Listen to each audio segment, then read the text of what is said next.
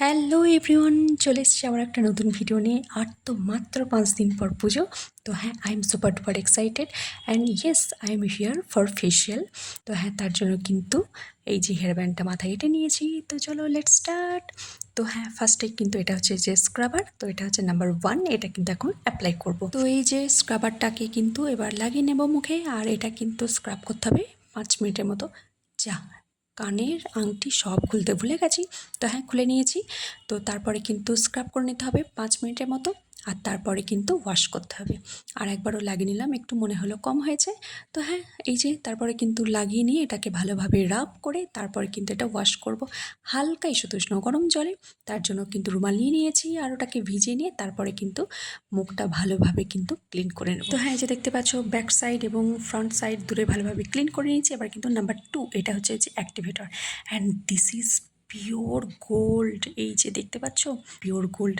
কেন বলছি, এই যে দেখো লাগানোর সাথে সাথেই কিন্তু একদমই চকচক করছে, পুরো 24 ক্যারেট গোল্ড। এটা কিন্তু লেখাই আছে, আর এটা কিন্তু সত্যি পুরো একদম গোল্ডের মতোই চকচক করে। তার মানে বুঝতেই পারছো এটা কিন্তু লাগালে তোমার মুখটাও কিন্তু 24 ক্যারেটের মতোই চকচক করবে। তো ইয়েস, আই এম জোকি। তো হ্যাঁ, এটা হচ্ছে নাম্বার 3। ওটা কিন্তু রিমুভ না করেই কিন্তু এটা লাগাতে হবে। এটা হচ্ছে যে মাসাজ। তো হ্যাঁ, এই যে দেখতে পাচ্ছ মাসাজ, এটা কিন্তু এখন ইউজ করব। আর এই যে মাসাজ, এটাই কিন্তু মেন পার্ট। মানে হচ্ছে তুমি যতটা ভালো করে মাসাজ করবে ততটা ভালোই কিন্তু তুমি ফিডব্যাক পাবে।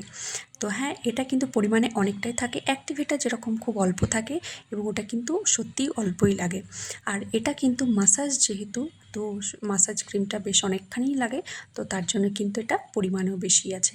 তো হ্যাঁ, এই যে আমি ভালোভাবে লাগিয়ে নিয়েছি। আজ কিন্তু আমি আমারও ফেশিয়াল করেছি, মায়েরও করে দিয়েছি। আর এই যে দেখো ভাই সারাক্ষণ এই করতে থাকে। চলে এসেছি দিয়ে বলছে, এই দেখো মা আবার ভূত সেজে বসে আছে। সারাক্ষণ আমাকে এই করতে থাকে আর আমাকে সারাক্ষণ বলেই যাবে যে সারাদিন ভিডিও করা আর হচ্ছে ভূত সেজে থাকা কাজ।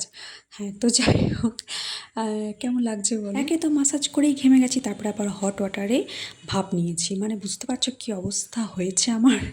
হ্যাঁ, এটা কিন্তু পার্লারেও তাই ব্যাপারটা। তো হ্যাঁ, সেটা কিন্তু নেওয়াটা বাড়িতেও কিন্তু একই রকমভাবে জরুরি। কিন্তু কেন নেবে সেটা এখন বলি।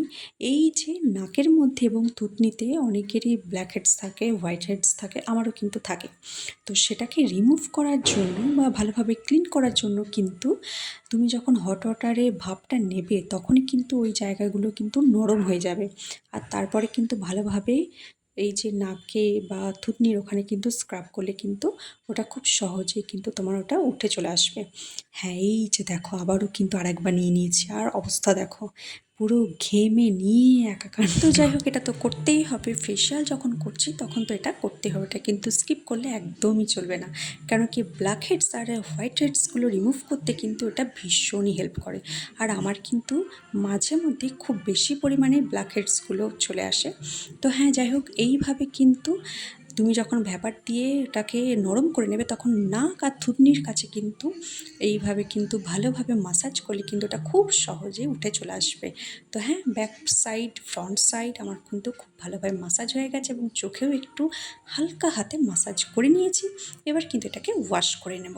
হ্যাঁ, ওয়াশ করার জন্য কিন্তু আমি হালকা উষ্ণ গরম জলে রুমালটাকে ভিজিয়ে নিয়েছি।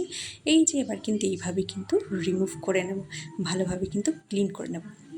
তো এই যে দেখতেই পাচ্ছ ক্লিন হয়ে গেছে। আর একবার কিন্তু ভালোভাবে মুখটা মুছে নিলাম। তো এবার হচ্ছে যে নাম্বার 4, এটাই হলেই কিন্তু শেষ। নাম্বার 4, এটা হচ্ছে মাস্ক। অনেক ব্র্যান্ডের মাস্ক থাকে এরকম, যেটা হচ্ছে যে ডিরেক্টলি ওঠানো যায়, মানে জাস্ট 5 মিনিট রাখার পর ওটা ড্রাই হয়ে যাওয়ার পরেই ওটাকে ডিরেক্টলি টেনে ফেললেই কিন্তু উঠে চলে আসে। কিন্তু এটাকে ওইভাবে রিমুভ করা যায় না। তো এটাকে ফার্স্টেই কিন্তু কিছুক্ষণ রেখে দেব, 5-7 মিনিটের মধ্যেই কিন্তু এটা ড্রাই হয়ে যাবে। তো সেটার জন্য একটু ওয়েট করব। তো হ্যাঁ, তারপরে ফিরে আসছি। আর এই যে দেখো আমি কিন্তু একটু রেস্ট নিয়ে নেব, কেন কি 5-7 মিনিট ড্রাই হতে টাইম লাগবে। তো সেই মতো আমি একটু রেস্ট নিয়ে নেব। তো এই যে আমি চলে এসেছি আর এই যে দেখতেই পাচ্ছ এটা কিন্তু ড্রাই হয়ে এসছে।